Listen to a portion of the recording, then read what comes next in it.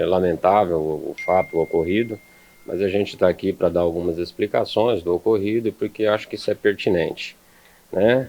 Ontem, por volta da manhã, a gente foi chamado para atender uma paciente. Ela apresentava apenas um quadro de epigastralgia e um transtorno de ansiedade, um pouco agitado, com dados vitais todos normais, pressão, monitoramento de batimento cardíaco, saturação de oxigênio, então tudo ok nesse ponto. Bom, a paciente foi medicada, né, foi avaliada, não estava em trabalho de parto, foi mantida sob observação nesse período, porém ela apresentou pouca melhora até o final da manhã. No início da tarde ela reagudizou o quadro, com dor novamente, com estado de agitação, tá? E é importante salientar o seguinte, todos os dados dessa menina, todos os dados vitais da Sayuri, né, o nome da paciente, se apresentavam dentro da normalidade, inclusive durante o pré-natal, sem alterações de pressão e nada. Foi mantida sob observação, só que nesse momento ela já apresentava um pouco mais de agitação psicomotora. Levamos a paciente de pronto, depois para a semi-intensiva, para monitoramento contínuo, e no início da tarde ela começou a apresentar o primeiro sinal de alteração de pressão. Nesse momento, a gente já percebeu que podia se tratar de uma pré-eclâmpsia, né? Que é uma coisa, uma patologia que pode ocorrer durante a gestação, devido a uma má adaptação do organismo materno à placentação, ou seja, a adaptação da placenta. Isso ocorre geralmente após a 20ª semana, mas do fato dela não tinha apresentado até então. De imediato, na suspeição desses sintomas, a gente já solicitou os exames que se fazem para a rotina laboratorial de doença hipertensiva, para a gente avaliar complicações do quadro. Ela foi mantida sobre monitoramento contínuo, sobre a supervisão médica e da equipe de enfermagem, e assim, ela manteve um quadro de sonolência, porque foi feito medicamento tanto para controlar a pressão arterial nesse caso, que é específico para a gravidez, uma medicação chamada hidralazina, e um sedativo para ela tentar relaxar um pouco, enquanto a gente aguardava os exames para avaliar possíveis complicações do quadro. Por volta das 17 horas, 17h15, por aí, nós obtivemos o resultado dos exames. E sim, foi assustador os resultados.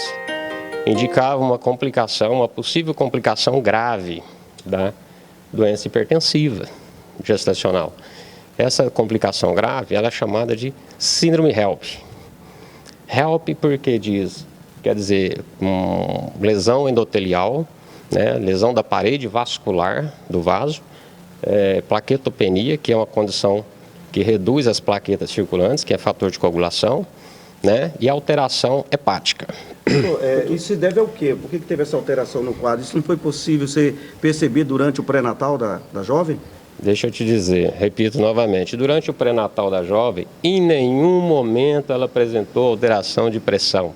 Temos todas as pressões aferidas do pré-natal sempre variando entre 10 e 9. Doutor, na admissão, ela também apresentava um quadro pressórico dentro da normalidade. Ela só começou a alterar a PA aqui dentro já no início da tarde. Doutor, ela poderia ter sido preventivamente regulado para um grande centro ou não havia essa possibilidade com esse quadro clínico que o senhor apresentou aí?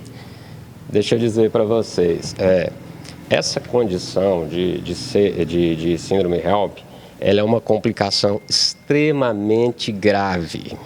Ela tem que ser abordada somente em setor terciário. Setor terciário é o quê? Setor especializado, onde, para a gestante no caso, né, onde tem UTI para ela, UTI de pré-natal, banco de sangue, UTI não, de neonatal, quer dizer, banco de sangue, foi uma condição extremamente grave. Então, mediante o aparecimento dos sintomas, a gente foi conduzindo o quadro. Então, por volta das 17 horas, por aí, 17h15, a gente teve acesso aos exames. Essa paciente, de pronto, já foi medicada, sulfatada, que a gente fala na obstetrícia, que é um fator neuroprotetor, é um medicamento neuroprotetor para evitar edema e convulsão. E, de pronto, já encaminhamos a paciente também para para Goiânia, para o setor terciário, que é o nível de atendimento desses casos. Foi regulada, a vaga saiu de pronto, só que existe uma certa burocracia, que ela não podia ir de UBS normal, né? Ela precisava de médico acompanhando, então precisava vir uma USA. E essa USA só é possível de Iporá. Então, Iporá tem que liberar para a ambulância para vir para cá, para pegar a paciente e para levar. Então, assim, só para dar sequência ao caso, então ela começou a apresentar piora do quadro após esses exames, no final da tarde. E a gente de pronto ela começou a apresentar muita secreção, tá? Já uma outra complicação da síndrome HELLP, que a gente chama que é CIVD. Por causa dessa alteração de parede de vaso, de lesão endotelial, ela começa a ter dificuldade na coagulação. E por volta das 20 e pouco, ainda não tinha removido a paciente, ela rebaixou o nível de consciência, ela começou a apresentar bastante complicação, começou a dessaturar, ou seja, naquele momento nós vimos que não dava mais para esperar a USA, não tinha mais condições e a gente tinha que fazer o possível para poder salvar a vida da paciente. Nesse caso, transferir para a Barra seria a saída? Era a única saída que eu tinha. A única saída que eu tinha. Porque apesar da UTI lá estar fechada, eles tinham uma semi-intensiva melhor preparada do que a nossa, tinham um certo respaldo para uma criança prematura. No caso, a paciente não estava grávida de 8 meses, ela estava de 7 meses. Né? Uma diferencinha assim pequena, mas relevante quando se trata de prematuridade. Então a gente removeu de imediato, a gente viu que não dava mais para esperar, removemos a paciente para a Barra do Garças para ser operada, né? E só que, assim, adentrando ao pronto-socorro da Barra, infelizmente ela fez uma parada, tá? Foi conduzida de imediato ao centro cirúrgico, feita a cesariana de emergência, retirado a criança, entregue aos cuidados pediátricos e a paciente sob os cuidados da anestesia e da equipe cirúrgica toda, mas infelizmente não conseguimos reverter o quadro. O senhor acompanhou todo o procedimento na Barra? Desde manhã aqui, até na Barra. Eu que levei a paciente até lá, de ambulância, e entramos para o centro cirúrgico, eu mesmo que operei.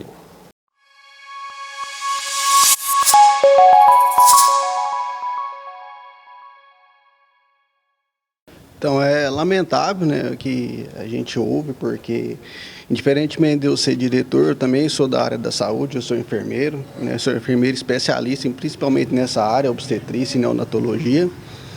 E a gente também estava acompanhando o caso, né, além de ser o diretor, a gente também estava acompanhando o caso e em nenhum momento houve um tipo de negligência, porque até então, como ser redundando do que o doutor Vladimir já tinha relatado, existem critérios, né, para condutas, e esses critérios eles têm que ser, né, divididos. Então, assim, há uma necessidade de cesariana, quem vai decidir isso realmente é o médico. Então, assim, infelizmente, as disseminações dos conhecimentos acaba que peca um pouco nisso aí.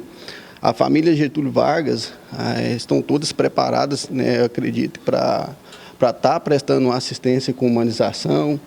Todos estão preparados nas suas devidas funções, né? Nós temos pediatras, nós temos obstetras, né?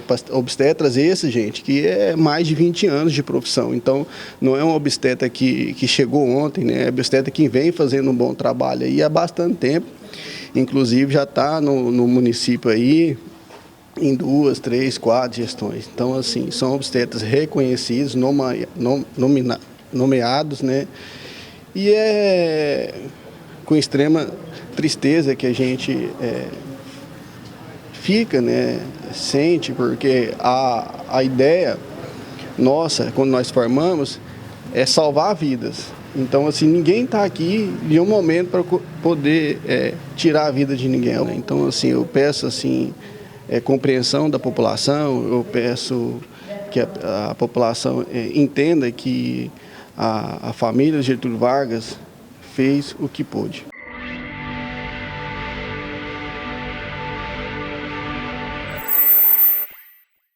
Não estamos preparados para lidar com esse tipo de situação, né? Sempre que perdemos alguém, a gente se compadece muito, a gente fica muito entristecido com essa situação.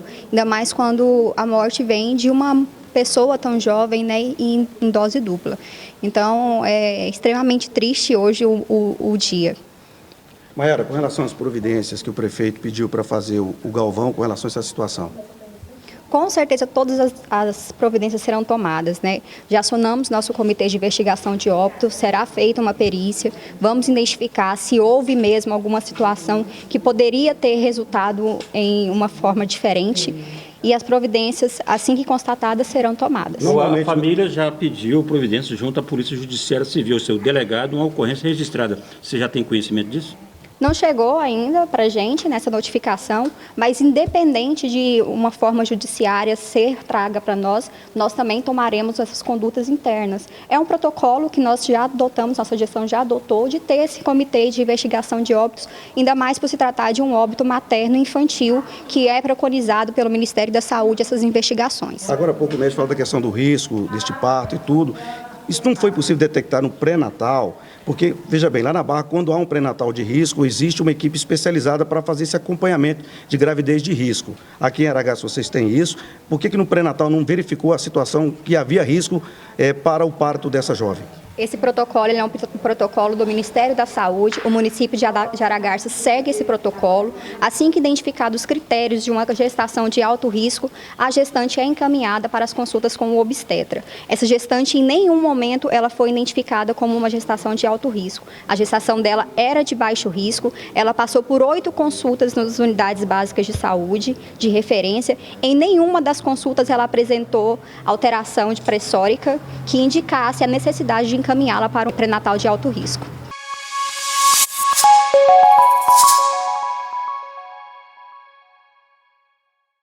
Nosso prefeito ele se encontra ausente nesse momento e lamenta muito o ocorrido que aconteceu no dia de ontem, né?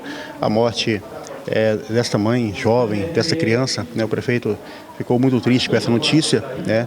Mas de imediato já determinou que fosse levantado toda a situação, determinou a nossa secretária de saúde para que possa apurar detalhadamente esses casos, esse caso que ocorreu, né, e de pronto se colocou à disposição da família e dizer à nossa população que o nosso Hospital Getúlio Vargas tem prestado o serviço devido à nossa população, né? Nossa equipe médica, nossa direção está preparado para atender, né, de fato, a nossa população. Então, nosso prefeito ele tem dado essa diretriz e ao longo dos dias os fatos vão ser apurados, assim como a Secretaria de Saúde diz, para ser tudo esclarecido.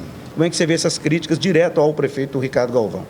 A gente lamenta muito, Ronaldo, esse tipo de situação em socorridos. São pessoas que muitas vezes, né, aproveitam dessa situação até para usar de artifícios políticos, para difamar o prefeito, difamar a gestão, né? Mas nós entendemos que todo fato está sendo apurado, né? As respostas ainda não chegaram de forma concludente ao conhecimento da população, né? E assim que essa resposta chegar de forma esclarecida, com certeza isso vai ser amenizado. Mas nós lamentamos muito essa forma que tem sido tratado este caso em desrespeito à família. O senhor acha que está tendo já um uso político desse assunto? A gente pode entender que muitas pessoas usam desse artifício. A gente não entende por que as pessoas fazem isso, né? Nós temos um momento tão triste neste momento que estamos passando em relação à família e nós pedimos até respeito, né, por parte dessas pessoas que estão fazendo isso à família.